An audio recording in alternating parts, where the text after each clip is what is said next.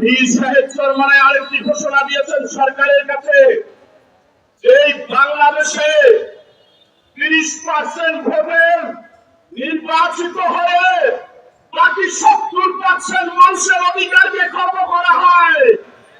এর জন্য বলছেন পিয়ার পদ্ধতিতে, সংখ্যানুপাতিক পদ্ধতিতে নির্বাচন হতে হবে। যদি সংখ্যানুপাতিক পিয়ার পদ্ধতিতে নির্বাচন হয়, প্রতিটি দলের প্রতিনিধি সংসদে যেতে পারবে, কথা বলে ঠিক কিনা? তাহলে এদেশে আর স্বৈরাচারের জন্ম হবে না, ফ্যাসিস্টের জন্ম হবে না। সংগ্রামী সাথী ও বন্ধুগণ, এগুলি বাস্তবায়ন হবে তারপরে নির্বাচন।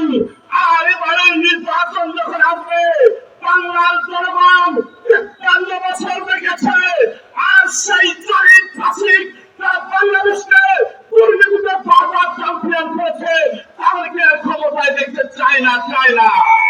সংগ্রামী সাথী বন্ধুগণ, এবার জনগণ চায় বাংলাদেশে ৯৭% মুসলমানের বসবাস, সেই বাংলাদেশে একটি ইসলামিক কল্যাণ রাষ্ট্র প্রতিষ্ঠা করতে হবে ইনশাআল্লাহ।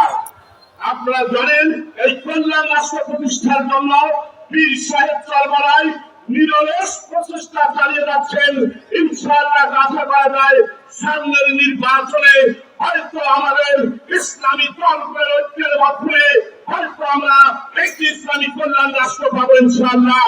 তাই অনুরোধ জানাবো, হাত দেখায় আমার একটি দেখা, সবার মার্কা দেখাছে এবং বাংলাদেশের হবে হাত দেখার বাংলাদেশ।